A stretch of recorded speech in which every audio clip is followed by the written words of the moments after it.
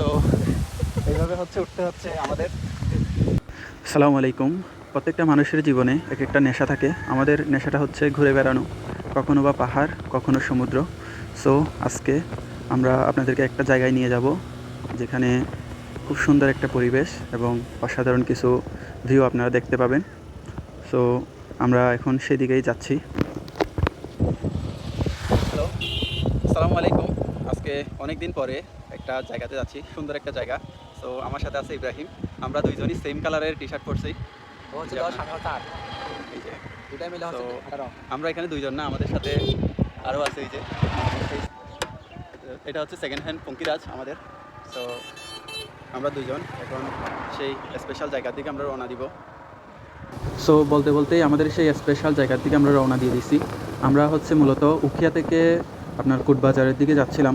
So Kotbazar থেকে আমাদের ইনানি যাওয়ার যে রাস্তাটা আছে ওই রাস্তাটা দিয়েই যেতে হবে। সো আমরা বাইক নিয়ে যাচ্ছিলাম। তো মাঝে মধ্যে ইব্রাহিম তার ক্যামেরার কেরামতিগুলো দেখাচ্ছিল, কীভাবে যে ভিডিও করতেছিল সে গাড়িতে বসে। আসলে আমি এগুলো খেয়ালই করি নাই, সে যেভাবে ভিডিওগুলো করতেছে খুব ভালো হয়েছিল ভিডিওগুলো। তো বলতে বলতে আমরা আমাদের গন্তব্যের খুব কাছে চলে এসেছি। এই যে এখন যে রাস্তাটা দেখতে পাচ্ছেন এটা হচ্ছে আপনার গ্রামের রাস্তা। সো এই রাস্তাটা দিয়ে আমাদের সেই জায়গাতে যেতে হবে। রাস্তাটা ছিল খুবই ভাঙাচোরা, শুধুমাত্র ইট বিছানো ছিল কিছুটা রাস্তা। সো ইট বিছানো রাস্তা পাড়ি দিয়ে আমরা এরকম মাটির রাস্তা দিয়ে অনেকখানি যাই। অনেকখানি যাওয়ার পরে সেই জায়গাতে আমরা পৌঁছে যাই। আমরা প্রায় আমাদের গন্তব্যের কাছাকাছি চলে এসেছি। গাড়িটা এখানে রাখলাম। আমাদের গন্তব্য হচ্ছে আপনার ঠিক এই পাশে, এই যে পাহাড়গুলোতে আজকে যাব। অনেক উঁচু পাহাড়, এদিকে আমরা যাব। সো ফার্স্ট টাইম এদিকে আসছি, আর কখনো আসা হয় নাই। লক ধরো, আমার মনে হয় পারবে না। তো এইভাবে উঠতে হচ্ছে আমাদের, এই কষ্ট করে উঠতে হচ্ছে। এখনো মাত্র শুরু, এর চাইতে আরো সুন্দর সুন্দর জায়গা আছে উপরে। এই যে আপনারা দেখতে পাচ্ছেন।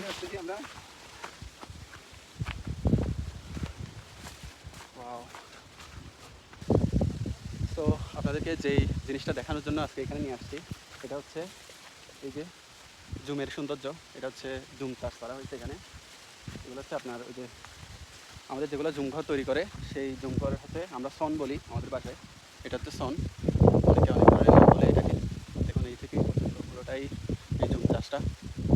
তো অত্যন্ত সুন্দর জায়গা এটা। আসলে এই জায়গাটাতে আসার অনুমতি নাই, আমরা পারমিশন নিয়ে আসছি। এখানে প্রতিদিন মানুষ আছে, যার কারণে এই সনগুলো নষ্ট করে ফেলে। তো এই জন্য এখানে মানুষ আসাটা নিষিদ্ধ করে দিছে। আমরা কোনো রকম বুঝাইয়া সুঝাইয়া আপনার অনুমতি নিয়ে তারপর এখানে আসছি।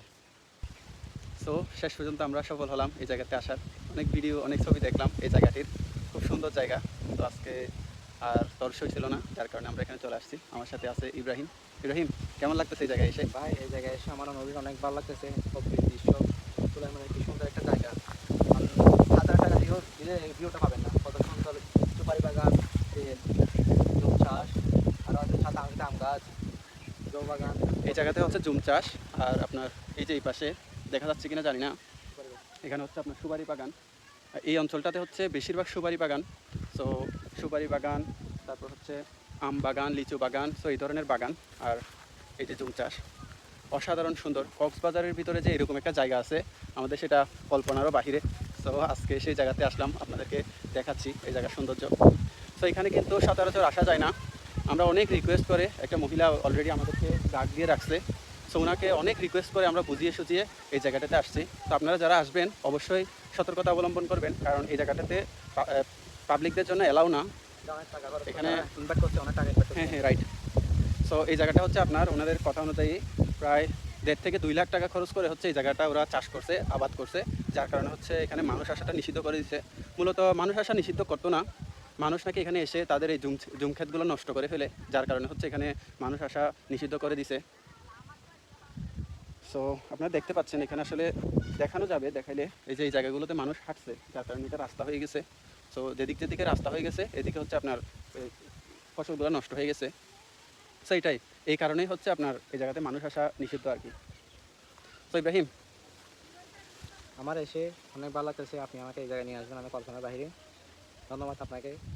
সো এই জায়গাটা সম্পর্কে আমি আসলে বেশি কিছু জানি না, এই এলাকার নাম কি বা এখানের নাম কি। ইব্রাহিম ভালো জানে, যেহেতু ইব্রাহিম উখিয়া এলাকার বাসিন্দা, সো সে বলবে আসলে এই জায়গাটার নাম কি। ইব্রাহিম, এটা হচ্ছে সোনাঝুরি, এটা হচ্ছে সোনাঝুরি এলাকা, উখিয়া উপজেলার মধ্যে সোনাঝুরি মানে একটা ইউনিয়ন, জালিয়াপাড়া ইউনিয়নের মধ্যে সোনাঝুরি এটা হচ্ছে। এখানে আমার এই পাশে রয়েছে বাংলাদেশ জাতীয় দলের নাম করা প্লেয়ার শাহাদ আক্তার রিফা, তার বাড়ি এই পাশে। তাকে তো আমরা সবাই চিনি, সে অনেক বাংলাদেশের জনপ্রিয় একজন ফুটবল খেলোয়াড়, নারী দলের জাতীয় দলের সে ক্যাপ্টেনও। আরও আছে সাথে সুপার এভান, দেখবেন যে এটা হচ্ছে সোনাইছড়ি, এটাকে বলে সো এটা হচ্ছে Sonaichhari union, Jaliapara union. Jaliapalong union. এটা হচ্ছে জালিয়াপালং ইউনিয়ন, এটা অবস্থিত হচ্ছে উখিয়ার সোনাইছড়িতে, right? হ্যাঁ, উখিয়া হ্যাঁ, সোনাইছড়ি। উখিয়ার সোনাইছড়িতে অবস্থিত। এটা হচ্ছে জালিয়াপালং ইউনিয়ন।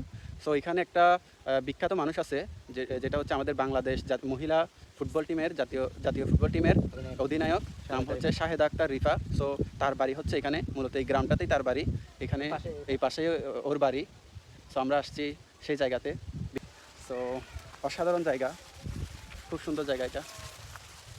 সো সম্পূর্ণ জায়গাটা ঘোরাঘুরির পরে, কয়েকটা উল্টাপাল্টা রিলস ভিডিও করার পরে আমরা এই জায়গাটার সম্পূর্ণ ফায়দাটা লুটে নিলাম। অসাধারণ একটি জায়গা, আসলে এভাবে মুখে বললে হয়তো বা আপনারা বুঝবেন না, যদি এখানে আসেন তাহলে এই সৌন্দর্যটা আপনারা নিজেরা উপলব্ধি করতে পারবেন। আমি ওইভাবে আপনাদেরকে বোঝাতে পারিনি, এই জায়গাটা যতটুকু সুন্দর ওইভাবে আসলে বোঝানো সম্ভব না। যারা নিজ চোখে দেখেন তারাই হচ্ছে আসলে বুঝতে পারবেন যে এই জায়গাটা কত সুন্দর।